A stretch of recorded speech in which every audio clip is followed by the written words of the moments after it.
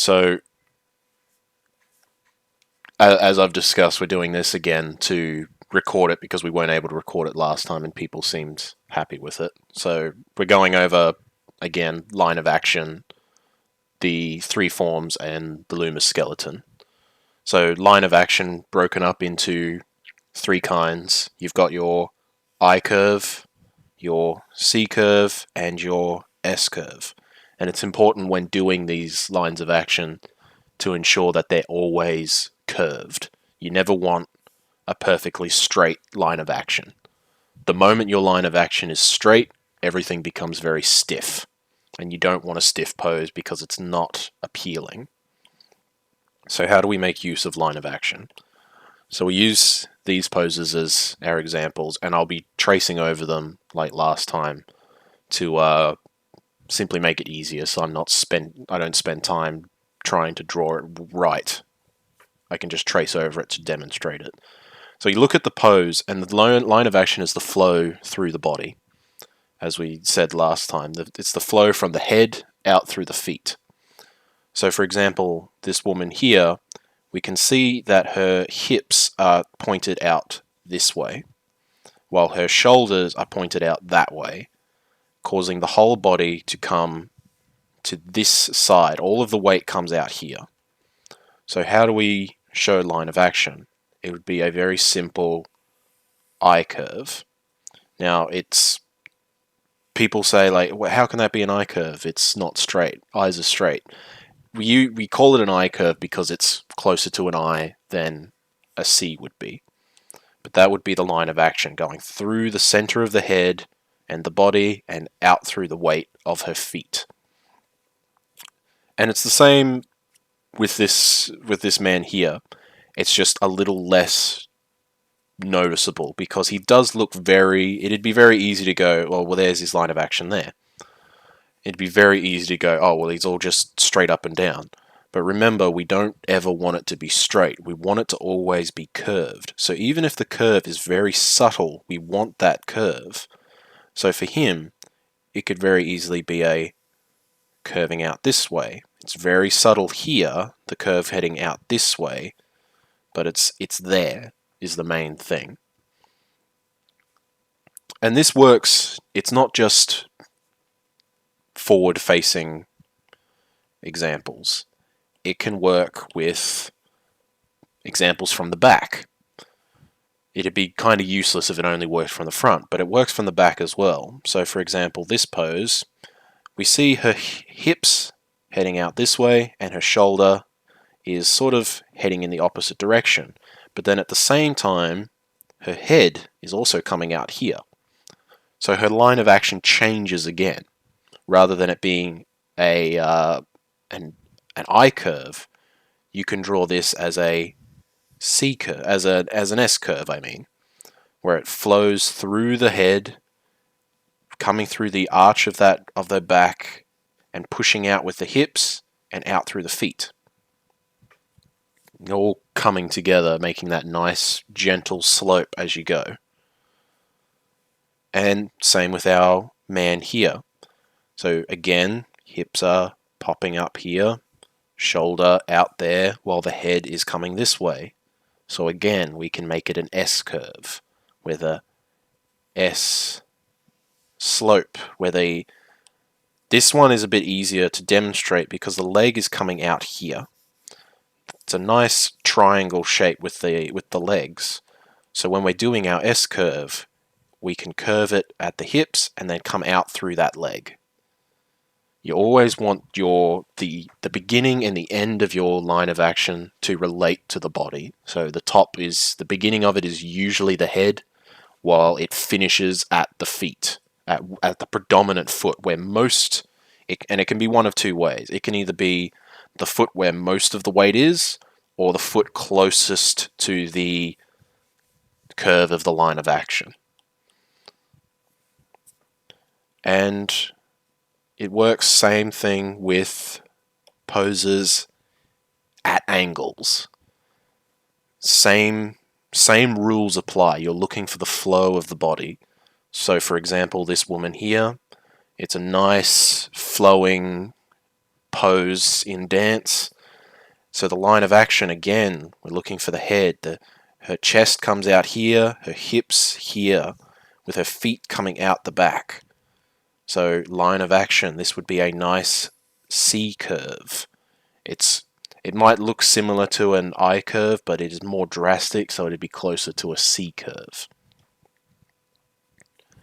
And same with this pose. His hips positioned here, his shoulders are nice and straight in this one, with his head very upright, with the leg coming out the back here. So again, line of action, the flow of the body is that nice C curve. And ideally you want to keep the line of action through the center of the body as best you can, because once you've got your line of action, it makes adding the three forms and the skeleton and everything else much easier. And also keeping in mind as a secondary point, you can have multiple lines of action if you wish.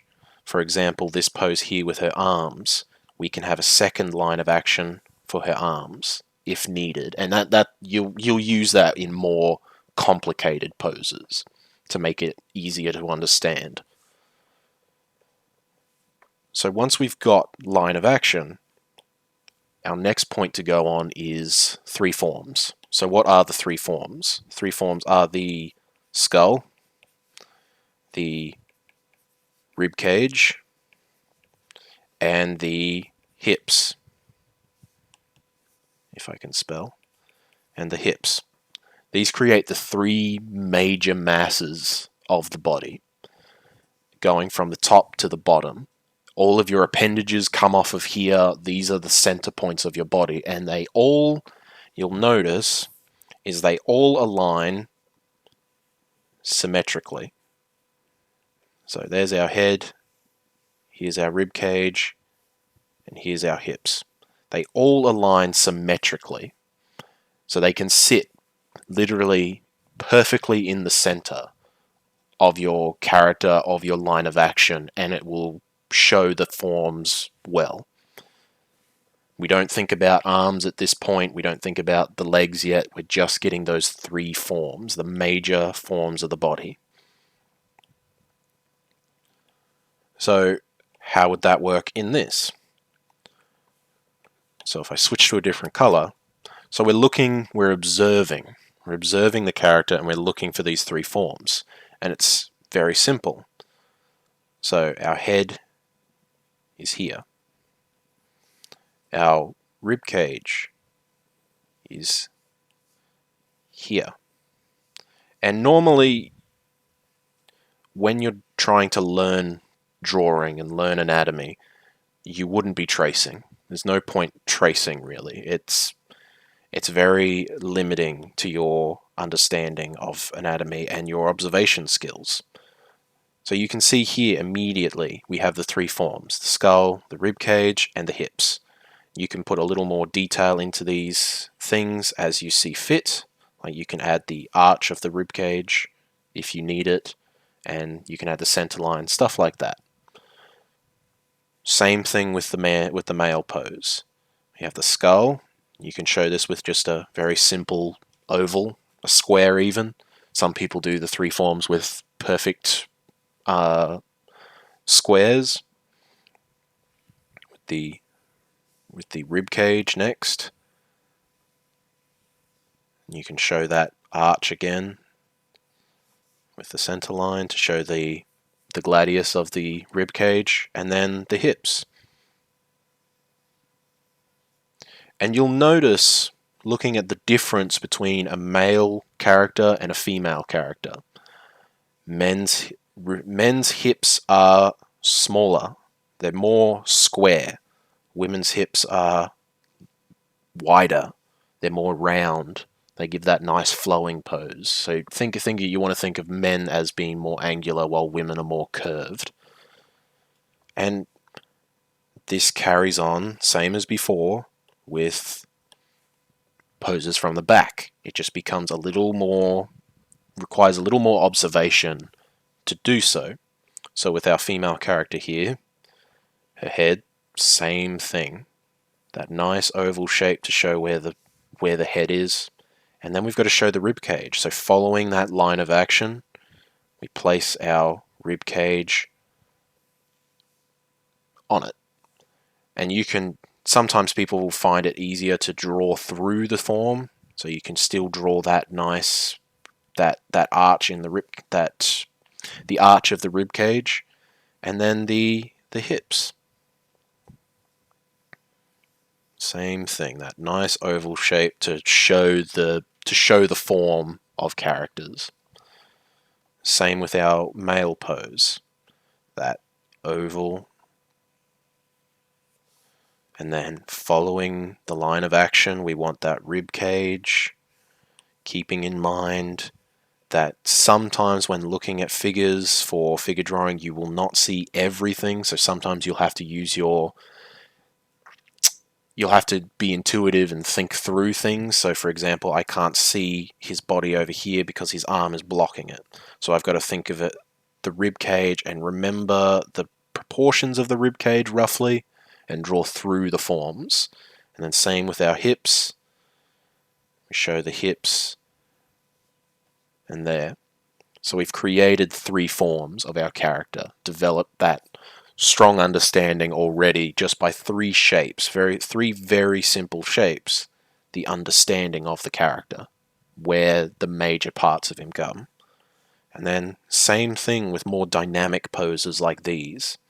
It's the same thing. 3 forms is always very simple. 3 forms is a great base to start with at all times, because once you have your 3 forms, everything comes together a lot better. It all comes together because you've created a base. I find it when drawing without 3 forms, it's sort of like trying to model something without a skeleton. You've got to always start with the foundations. So there's our female character, same thing. We've got the 3 forms, her hips and her rib cage and the head, all following that line of action as best we can. And again, same thing with our male character, that oval shape to represent the head, and you can draw this shape as however you want it to be. And then same thing for the rib cage. We tried our best to follow along on the line of action. We can show that center line and the arch of the rib cage as always, and then the hips, that small little oval to represent the hips, with everything all coming out that way. So there's your 3 forms, your 3 basic forms that you can use for everything. And you can use this doing figure drawing without even worrying about the arms and the legs. You can use this just to practice proportion, getting the hips, for example, you can practice it with proportion, getting the head and the rib cage the right distance apart, the rib cage and the pelvis the right distance apart. Some people may draw it, for example, with this pose, they may draw the head right on the mark, but then they might draw the rib cage a little high, and then the pelvis a little low, and immediately you can see, even without the picture behind it, this looks strange. This looks wrong. There's something off about it, and it's proportion. So 3 forms is a perfect way of practicing proportions in a very simple way. But it's not much help if we're wanting to draw full drawings of people. So what do?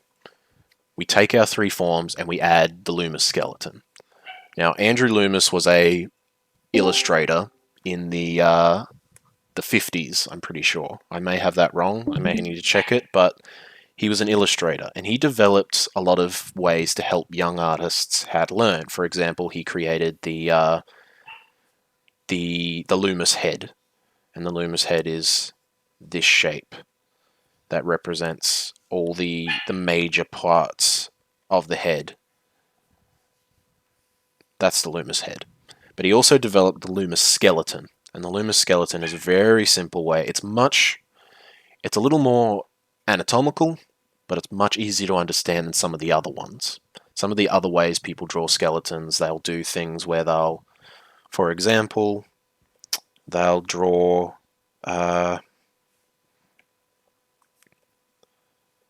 they will draw the they'll represent the skeleton with triangles like this, and it can be very complicated to understand at times. So I find the Loomis Skeleton is the easiest way to represent the human form without going into detail anatomically. That is simple. So what is the Loomis Skeleton? Again, it's your three forms, your three basic forms. So we have our skull, and I'm doing this very roughly. We have our rib cage, showing that arch to show perspective of the rib cage, and we've got the hips. And then from there, we have to show key points of the body. So those are our shoulders, our arms, our legs, and the hands and feet. These are the major points that make up the human body, and we've got to plot them down in a way that makes sense. So how do we show the shoulders? Well, a simple rounded triangle off the rib cage like this can show the shoulders. With our arms, a simple line to show the upper arm, and then a line to show the lower arm. Same thing on the other side. And this is taking into account that it's a pose that's coming towards us. And of course, you'll have to change things and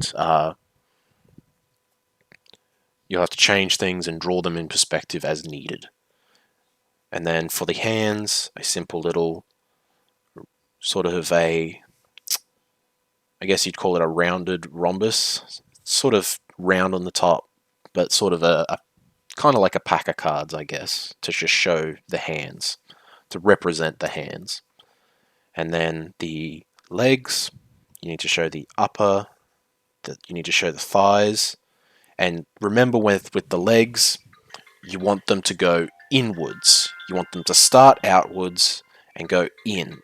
Everyone thinks legs go from the hips, they go straight down. No, this doesn't happen. The bone moves inwards.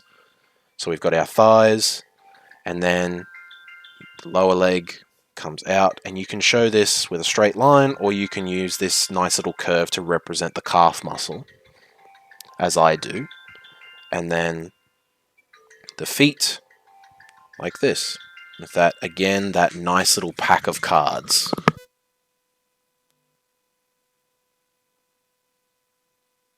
And altogether, those very simple lines, those very simple shapes, show the human form immediately. You don't need extra detail, you don't need to go in and here's the arm, here's there, you don't need to. Just with these lines, these very simple lines and these very simple shapes, you can immediately show a pose and the human form. So how do we use it on our characters? It's the same thing. It's always the same thing. And of course you're going to have to observe this and look at your character and try to do this and take things into relation with each other to plot this all out. So, for example, the shoulders, we know her head is here. And if say for example, this is up on the screen and you're not tracing it,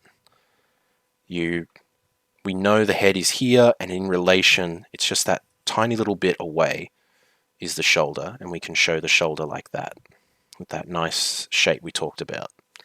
And then in relation, the other shoulder is over here, same thing. And then we show the arms.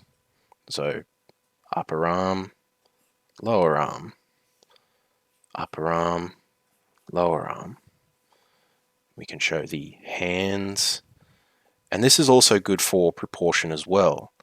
Once you get a better understanding of where things sit anatomically. So for example, when someone stands up straight and they put their arms down, roughly their wrists line up with the end of their hips. And you'll see there, they roughly end up with the bottom of the hips. So we've got the upper body, and then we need to do the legs. So starting from the outside of the hips, we can show that leg coming in, and then that curve for the foot, for the lower leg, that nice little curve, and that sort of triangular shape for the foot. Again, upper leg, and I always find it easier when doing the calf muscle to use the outside of the leg. To use the outside, because the calf is most predominant on the outside of the leg. So you want to find that most predominant curve of the leg. And there's our female character. Same thing with our man. We know this is very straight up and down. So off of his rib cage, his shoulders come very straight off of them. We have the upper arm, we know it comes outwards, and then his arms come inwards again. Now in this pose, he has his hands in his pockets, but we know, based off everything else, his hands would roughly be here. And when you're doing this, you don't want things to be perfect. Don't go for everything has to be 100% accurate, exactly where it is in the pose, otherwise I failed. No. You'll get more understanding of that as you go. You want to just plot the shapes down, because then you can build up from there. So same thing with the hips. We start from the outside of the hips. We come down for the leg, because we know there's this nice angled beginning, like the beginning of a triangle here. So it comes out and then back in with the foot in perspective, this nice triangular shape as always to show the foot. Same with the other leg. So you can see this is a good example of what I was talking about, that the legs curve inwards. Because you can see here, his hips are starting here, and then his leg is coming inwards. If it was straight up and down, his foot would be over here, and he would be off balance. So his legs come inwards with his calf and his lower leg, and then his foot. And the magic, as I've said, you wouldn't be tracing this normally. Do not trace. You don't learn as much when you're tracing. But it'll show the magic when I take our poses and take away the forms underneath. Immediately, even without the pictures underneath, we can see the pose very clearly. We can see it all. The head here, the rib cage, the hips, the legs, the arm, everything. And this is a great way to do gesture drawing, to get poses down very quickly with as few lines as possible. So, how does it transfer into poses from behind? Same thing, always the same thing. So we've got her head here, we know in relation, her shoulders come off here. Following that line of the shoulder, we know the other shoulder's here. Then again, we've got the upper arm, and then the lower arm, making that nice little triangle with the arm, with the hand coming off and placing in the lower back under the rib cage. And this is where you need to be observing things. Where do things end in relation to other things? So the hand ends underneath the rib cage. So we've got the hand here. Oh, look, it comes in this nice line here. So we observe, we're creating connections between things, relations, where things move and connect in relation to each other. So again, we've got the upper body, the torso. So now we've got the lower body. So the hips start here, they curve in as always, and then there's that nice curve to show the calf muscle. And then this is a little trickier because it's at a steep perspective. But again, that foot, showing the foot in that perspective. And if you find it difficult to do this, you can make it a bit easier on yourself by a tiny little line to represent the ankle bone. So there's our first leg. Again, for the other legs, starting on the outside of the hips, they curve in, And we know in relation the kneecap of this front foot is in front of the kneecap of the back foot. So everything was going behind. So we draw through the forms to show perspective. Same thing with our male pose. We've got our shoulders here, and we know they slant upwards. So the other shoulder is above the other one, but on a straight line. We've got that upper arm and then that lower arm with the hand coming just below the hips as always. And then the other arm. Now, his body cuts off his hand, but because we know his hand comes just below his hips, we know that it would come roughly in the same place. Maybe a little higher because of perspective, but it's roughly in the same place. His legs, again, starting from the hips, curves in, curves in. And I'm repeating myself a lot here, but there's not really much else to tell in this. It's just, you've got the skeleton now. You've seen it. You know how it works now, hopefully. And it's just taking that skeleton and using it on the poses, using it, observing poses, doing figure drawing, and trying to draw it without tracing and getting those poses down. And the same thing happens. We take the images away. There's our pose. Here's our figures. Immediately, we can show the pose from those things. And then, again, so it's all the same. It's all the same. Keeping in mind where shoulders go. Sometimes the shoulder will go up, like in this pose.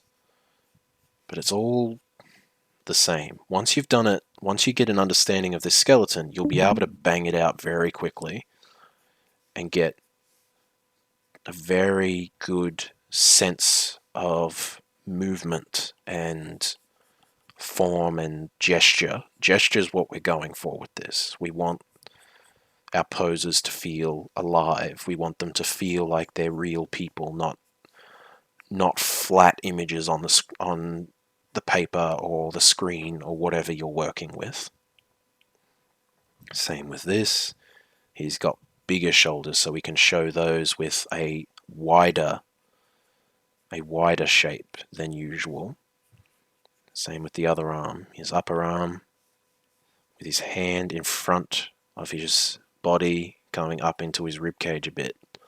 Same with his other arm. It's coming down and then out with his hand. And then his hips with his legs. And then and you can exaggerate these as well. You can exaggerate these if you need to. A lot of people say you should exaggerate, that you should always exaggerate poses. For example, if we were exaggerating this pose, this male pose, I'll use a pink to show it.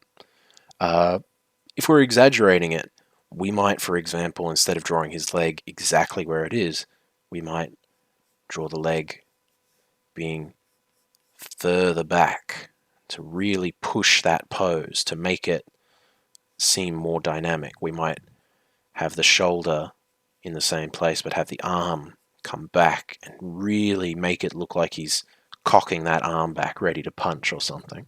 And you can exaggerate poses, but it's all up to you and how you decide to do it. But that's how it all works. So there's your line of action, your three forms, and your Loomis skeleton. And with this, you can get started doing gesture drawing and get right into learning better proportion, learning your anatomy, starting to observe the body, and from there it all develops and evolves. So I hope all that makes sense, and any questions, I guess, let me know. I'll try to help as best I can.